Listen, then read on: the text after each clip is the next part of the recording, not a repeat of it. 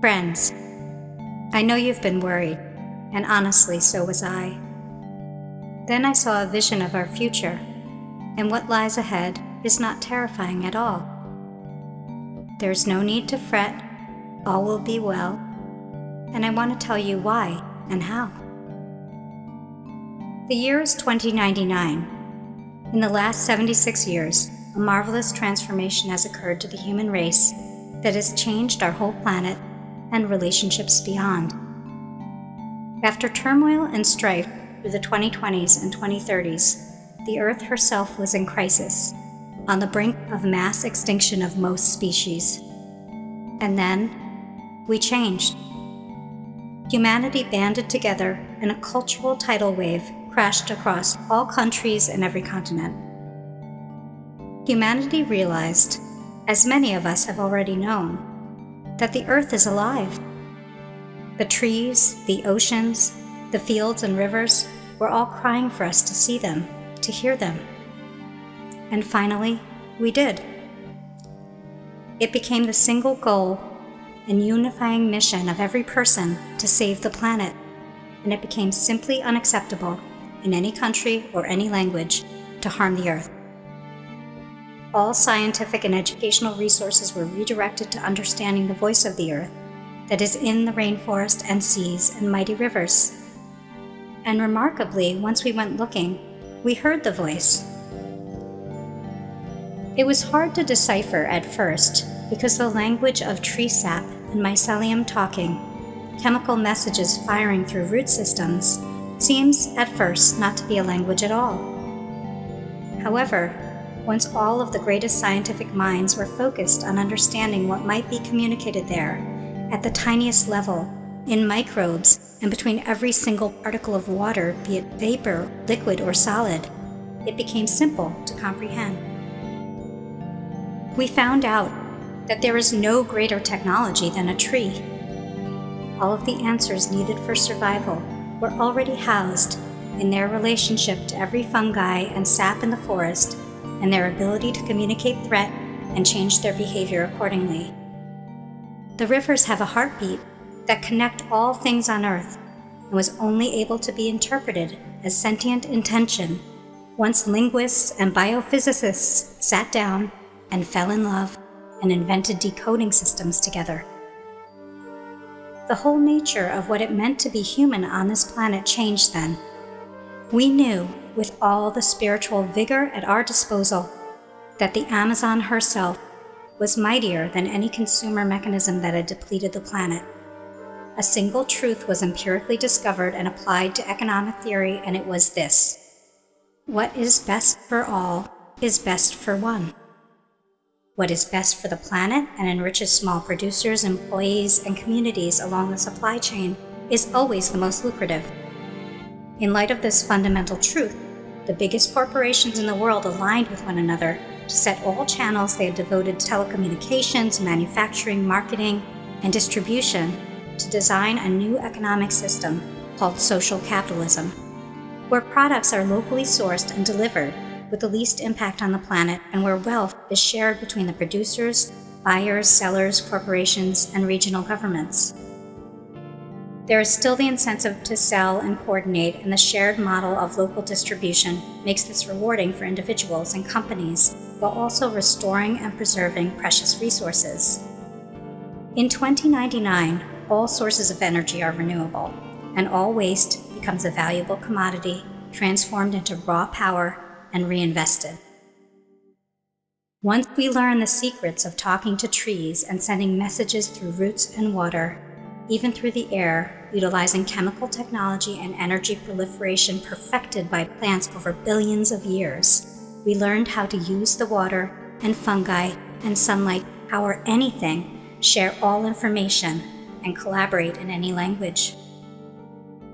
This grand design of talking through roots and water became known as the Undernearth, and is now fondly called the Nearth. Relying on the grand design of the Nearth, we were quickly able to unlock other mysteries that had eluded us when we were restricted to communicating in only one tongue.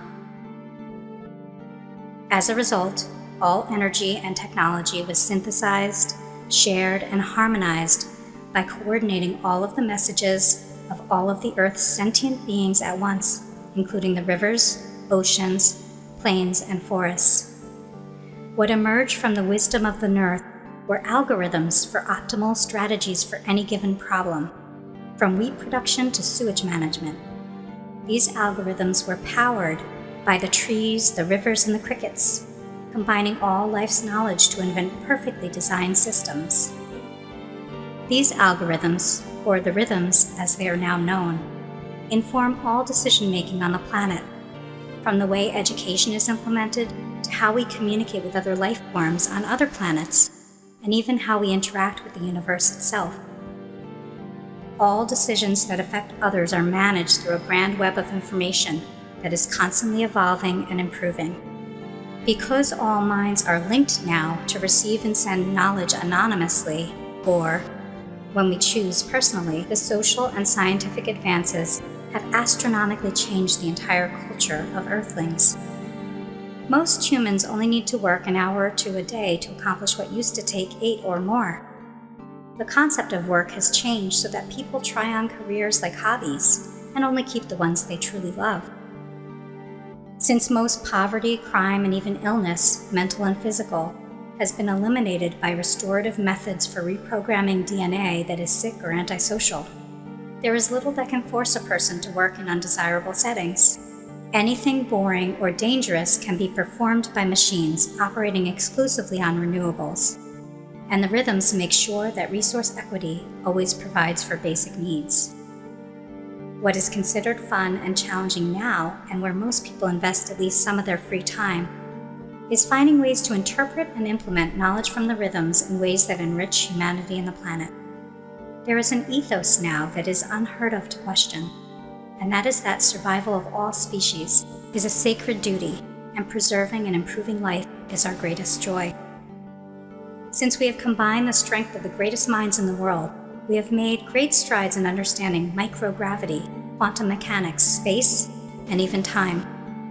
If you want, you can be in Paris in a flash to see an art show, or visit a colleague for dinner with her family in Nigeria, or transport in a few moments to see a friend in another state, as easily as picking up the phone. All minds and modes of transport are linked and coordinated in a synchronized feature of the Nearth called the Thruweb. So there are no collisions or deaths by vehicular or craft accident. The Nearth also enables us to speak to others in their language with no delay. The meaning of their words is transferred into our minds in an instant translation. People still have culture, and for some, religion. Yet these are a part of identity that is not perceived as threatening or in contrast to the new ideals of the survival of the species and the planet. Therefore, there is little reason for conflict and violence. Sexual aggression is almost unheard of, since most undesirable genetic traits have been reprogrammed to be more adaptive and pro-social, and nothing that harms others can be hidden from the Nearth. There is little impetus for crime in a society where power and resources are distributed equitably. Most crimes can be predicted by the Nearth and prevented by neural reprogramming to repair traumatic experiences and faulty reward systems. Genes that favor aggression can be tweaked to be biased toward harmony and collaboration. Essentially, my friends, all of our fears about the future of humanity and the survival of the planet have been for naught. Our drive to survive was fully activated, and our highest spiritual calling to preserve the Earth and each other kicked in just in time.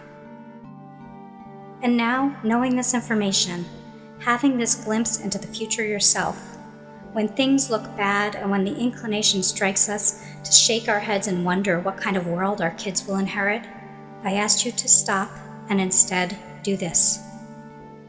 Act as if we are already living in 2099, in a time when we value forests over Facebook, cherish the Amazon River over Amazon.com, and where our joys come from helping our planet and our community, where we simply do what we love and care for one another and the Earth.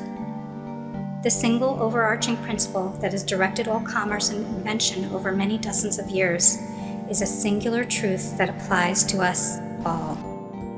What is best for all is best for one. And I am one. And you are one. And we are all one, along with our planet, this universe and others, and every possible dimension.